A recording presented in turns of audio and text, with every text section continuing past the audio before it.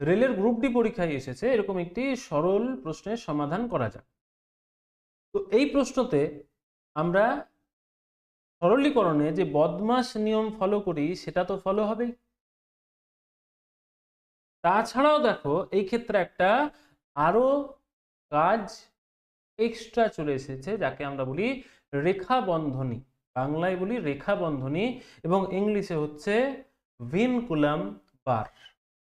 অর্থাৎ এই দেখো 6 আর 8-এর উপরে এই যে রেখা টানা আছে না, এইটাকে আমরা বলছি রেখা বন্ধনী বা ভিনকুলাম বার। অর্থাৎ বদমাশ নিয়ম তো আমাদের প্রত্যেকেরই জানা আছে যে B for bracket, O for of, D for division, M for multiplication, A for addition, S for subtraction. এটা তো প্রত্যেকেরই জানা আছে, আমরাও অনেকগুলো কোয়েশ্চেন সলভ করলাম এর আগে। তাছাড়াও বদমাশেরও আগে একটা কাজ হয়, সেটা হচ্ছে ভি, ভি ফর ভিনকুলাম। এটা খেয়াল রাখবে, বাংলায় আমরা বলি রেখা বন্ধনী। অর্থাৎ এই অংশতে প্রথম কাজ হবে তোমার, অর্থাৎ সলিউশন প্রথম হবে, তারপর তুমি অ্যাকর্ডিং টু যেমন বদমাশ রুল রয়েছে সেরকম ভাবে তোমাকে আসতে হবে। তো চলো আমরা এই প্রশ্নের সমাধান তাহলে দেখি।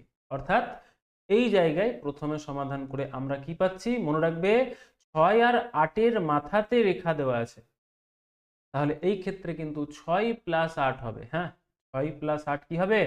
14। এইবার 10 প্লাস 7 মাইনাস 14, তাহলে 10 আর 7 যোগ করে নাও 17।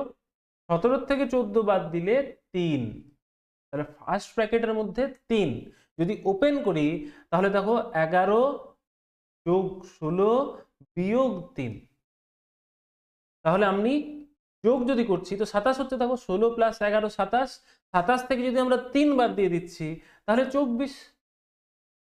সেকেন্ড ব্র্যাকেট ওপেন, তাহলে সেকেন্ড ব্র্যাকেট ওপেন হওয়া মাত্র দেখো 1-এর 8 মাল্টিপ্লাই 24 হচ্ছে কিনা, 1-এর 8 মাল্টিপ্লাই 24। এই ক্ষেত্রে দেখো কিছু নেই, মানে কোনো সাইন নেই এখানে, মানে কি গুণ আছে, অর্থাৎ 8 3-এ 24 কেটে গেল, অর্থাৎ থার্ড ব্র্যাকেটের মধ্যে 3 পাচ্ছি আমরা।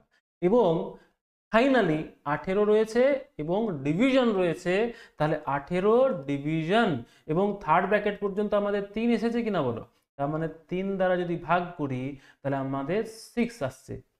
যদি ভাগ করি যেরকম করে ভাগ করে দিলাম 3 6 18, এই আমাকে 18/3 করার কি আছে, আমি তো বুঝতেই পেরেছি যে 3 দ্বারা তো ভাগ হবে, তার মানে 3 দ্বারা 18কে কেটে দাও, অর্থাৎ 6 কাটছে, অর্থাৎ আমাদের অপশন হচ্ছে এ, 6 কারেক্ট আনসার। আশা করি প্রত্যেকে বুঝতে পেরেছো।